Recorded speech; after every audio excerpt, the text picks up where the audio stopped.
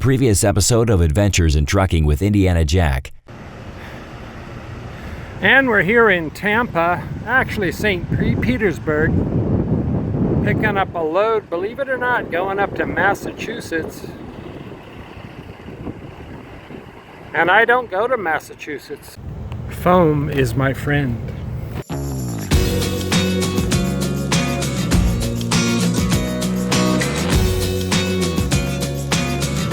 So I made a decision to actually go a different way than what I had told you originally. And so from right there, just past Richmond, I decided to go straight up 95 over the George Washington Bridge.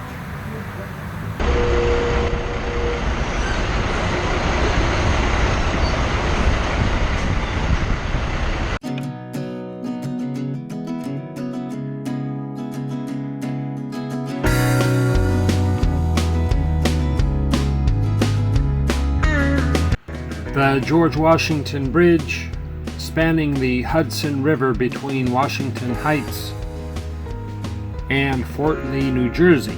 As of 2016, the George Washington Bridge carried over 103 million vehicles per year, making it the world's busiest motor vehicle bridge.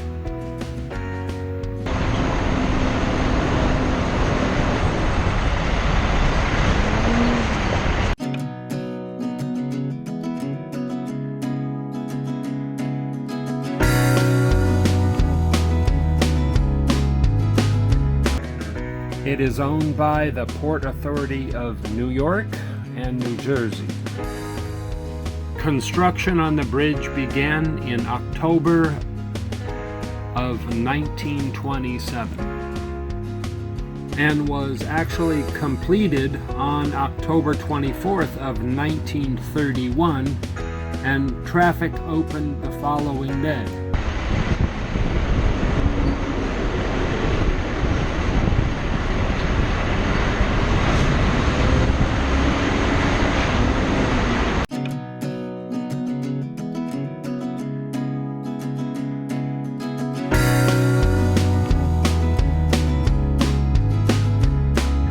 For a truck to cross over the bridge in 2017, it costs $105 for a one-way trip. And since I always point out oddball things, the George Washington Bridge is among the most frequently chosen sites for suicide here in Manhattan.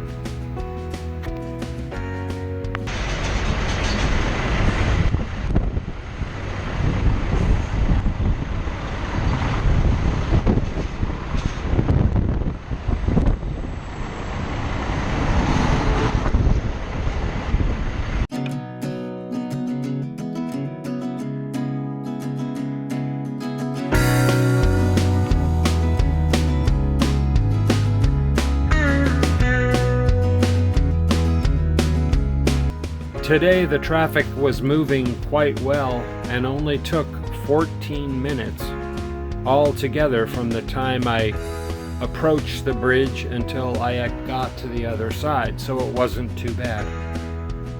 When you get to the New York side, it almost becomes like nighttime. You go underneath Manhattan and is almost completely pitch dark until you get to the other side and out into the open air. We're in Milford, Connecticut, just getting enough fuel to get in and out of New England, because it is higher here.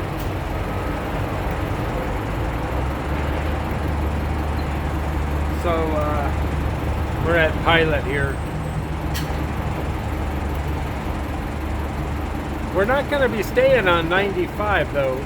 Soon we're cutting north through, forget the name of the city, but we're not staying on 95.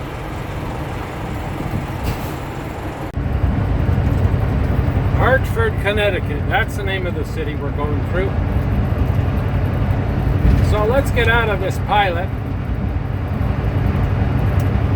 and we'll get back on 95 northbound.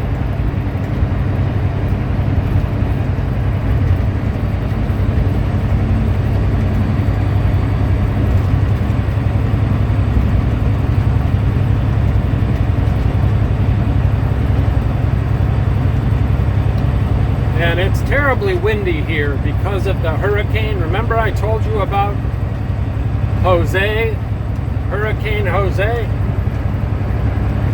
He's definitely affecting the winds here.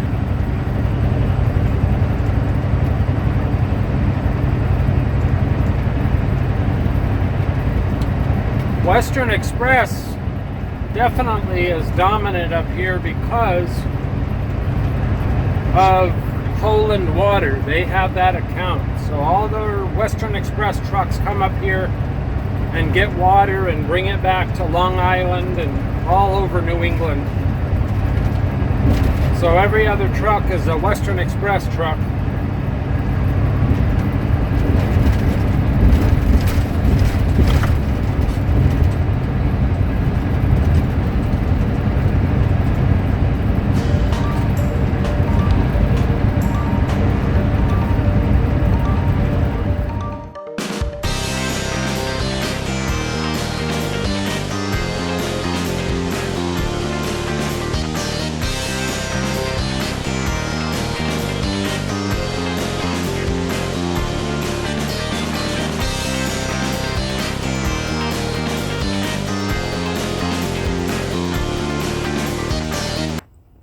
Well, I made it to a safe haven.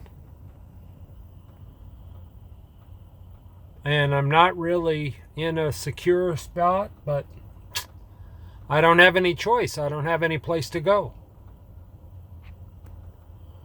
Unless one of those trucks moves, I'm stuck here. Because I'm in Boston and there's no parking here. So I didn't realize this service plaza doesn't really have truck parking at it. So, kind of stuck. I'm out of the way though. I think I can get away with staying here. But I still have my eye on those trucks straight in front of me. That's all that's left of Jose. It's just like a little storm now. So, hopefully it'll be moved out by the morning. Just a little rain. Enough to make the roads wet.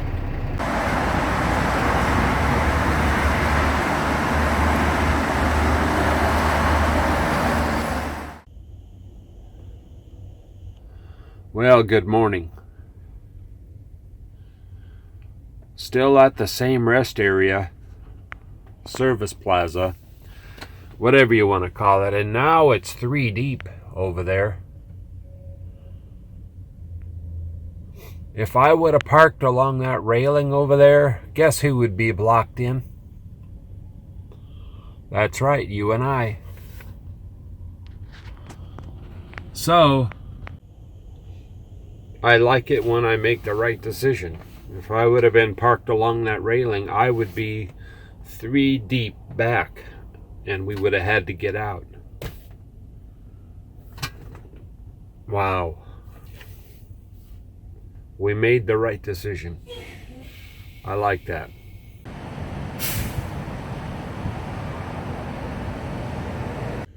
We're planning our route in this morning also. And it looks pretty wacky. We're coming in this way, right? We've got to get off at this roundabout. And then go like this and like that, and then in. Rand McNally shows going way down in here and through all the streets down here and schools and convents. To me it looks much better doing that, even though I don't really like roundabouts. This is the industrial section over here. Isn't that wacky? You really don't know how to, for sure about some place until you actually see it live. Even if you look it on the map and satellites and everything.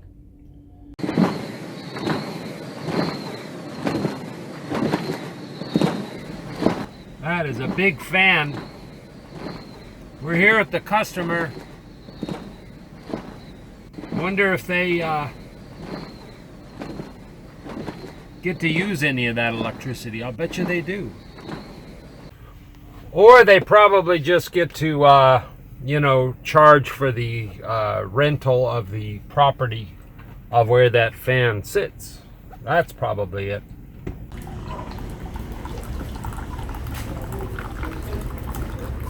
And they're even giving me a cup of coffee while I wait.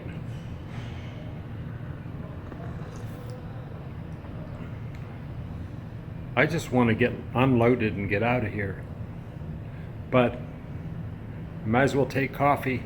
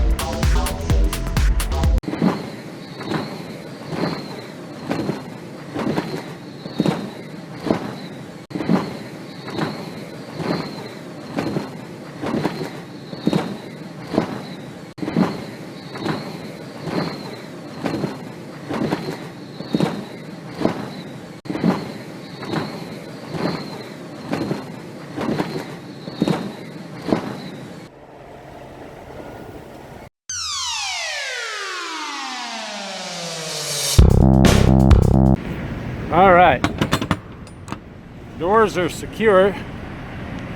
Now we just have to send our paperwork in and get out of here. I'm not sure where we're gonna go.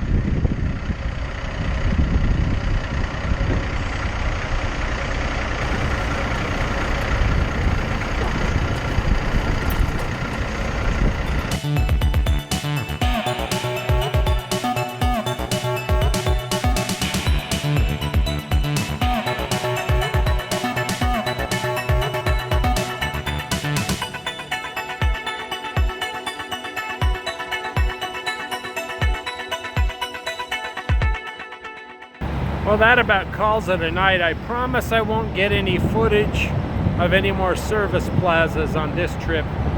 So just kind of close your eyes and don't look at this one. We'll see you tomorrow. So I find a load the next morning picking up in Providence, Rhode Island, and I drive from Boston to Providence. I get that on board. And now we're going to go all the way from Providence, Rhode Island, clear to Lubbock, Texas. Good old Texas. Even though I promised you no more service plazas, we did come to this one. This is the last one, I promise. Because I don't want to keep coming to the East Coast. In fact, this is it. So let's get out of New Stanton, Pennsylvania, getting off the turnpike here. And then we'll be on regular freeways, back on solid ground, so no more tolls. So let's get rolling. You are watching Adventures in Trucking with Indiana Jack.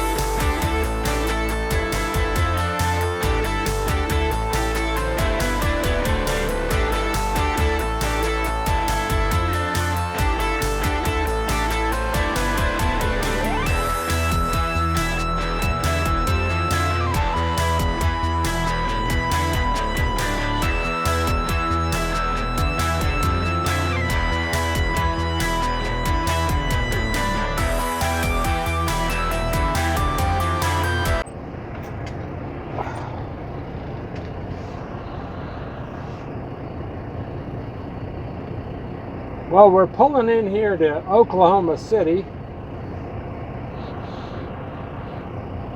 And it's been a long trip. All the way from Providence, Rhode Island. And tomorrow we have to go a little bit further, 367 miles to Lubbock, Texas, where we're going to be dropping off these reels and other miscellaneous things that we have. I really like Oklahoma City, except for the freeways here. They're bad.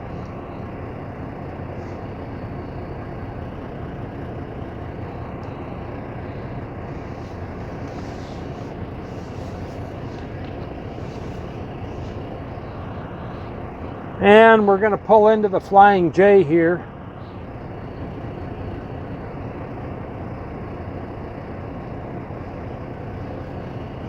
Looks pretty crowded.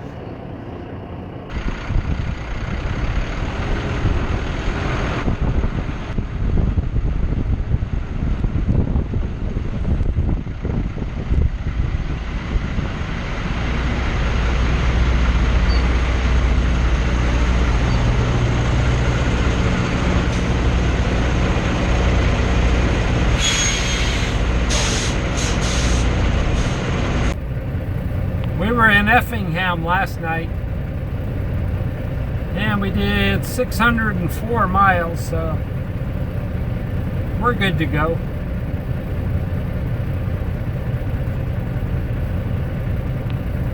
I think I'm going to go in and take a shower here and spruce up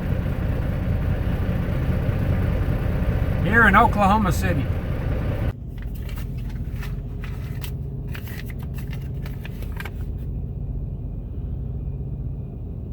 I have $1 left. Spent $440 in tolls since we left Virginia last week. Went up north to Providence, or no, we dropped off in Boston, then went to Providence, Rhode Island, picked that up, and then came here, and at $440 in totals. Tolls, not totals. Total tolls. So, wow. Whew, lots of tolls. No more Northeast. I keep saying that, and I don't usually go up there, but that's it for me. No more Northeast. None.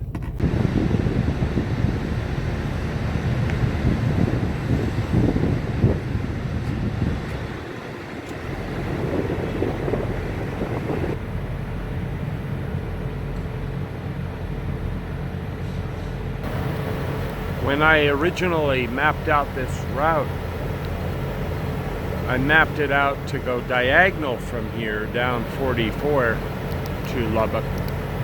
But now it's less miles if I go across 40 and then down, straight down from Amarillo. And there's not a lot of starting and stopping. So that's what we're gonna do. We're just gonna go to Amarillo and then down, straight down from there, down to Lubbock. Get unloaded. Good morning, by the way. Time to get on the road.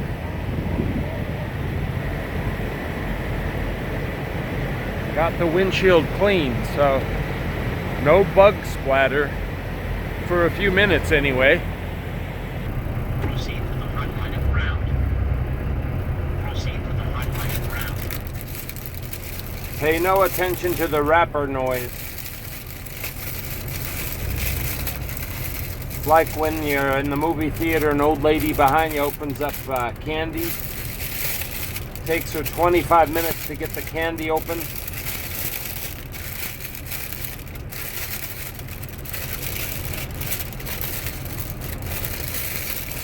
But in this case, there is a much better reward. A delicious hot breakfast sandwich from Pilot Flying J.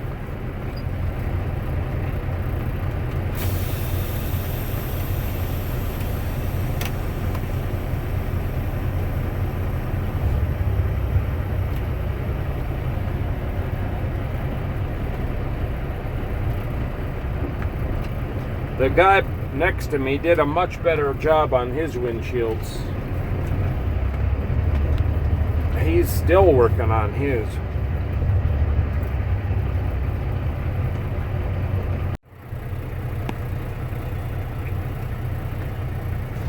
All right, we're in Lubbock, Texas, at this brand new plant. I've been to a couple locations out here, and supposedly this is the right one. We'll see. I see loading docks now, so looks like we're in the right place this time.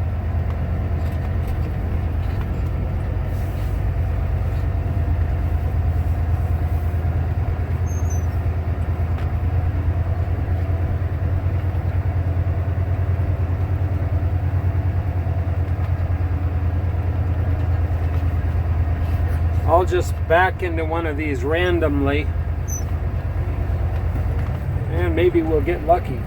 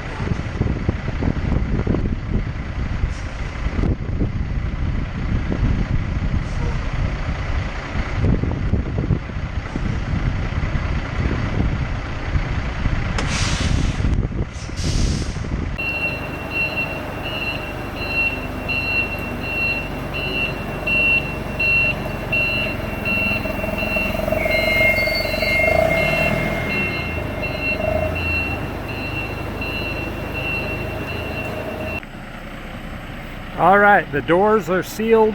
We're out of here. This is a brand new cottonseed processing plant. That's what it is. It's supposed to be state-of-the-art, but it's not opening until April. So they got a lot of work to do, but it's awesome. I always thought Texas was just cows and imports, but big time cotton processing here. A lot of cotton growth.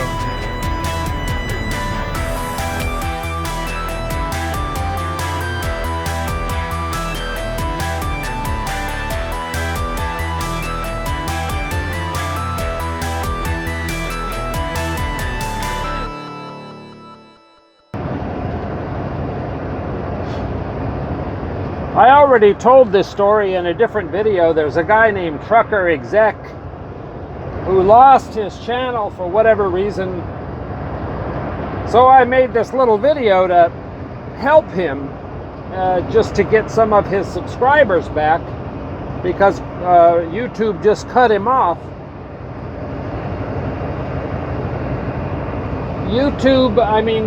Trucker Exec makes talking head videos about how to make your trucking business better and a lot of good things that you can do to make more money, things like that.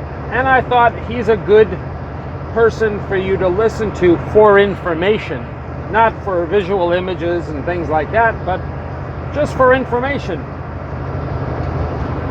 So a lot of people were going there to his site and resubscribed in some cases, to help build his channel back. Well, one guy wrote me back and said, "Did you know that guy has a pool at his house? I'm not going to support someone with a pool." I think having a pool is a good thing, not a bad thing. His idea was that having a pool meant that he was like someone that didn't need any help. But that's not the kind of help that we were giving the guy, Trucker Exec. We were giving him support of his channel That's our problem in our society. We don't want to have anybody help us that's worth listening to. Hello? In that case, I want somebody that's more successful.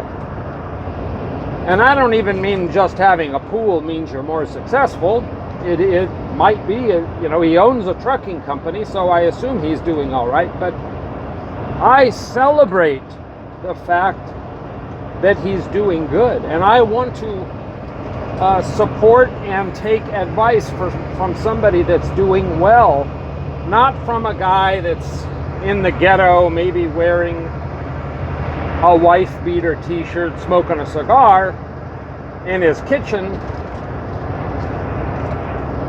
That is not the person that I want to take advice from. So I can't believe the guy wrote that in the comments, that he criticized Trucker Exec for having a swimming pool. Craziest thing in the world. I don't understand. We celebrate success here, not failure. I don't have a pool, but I celebrate people that do have pools.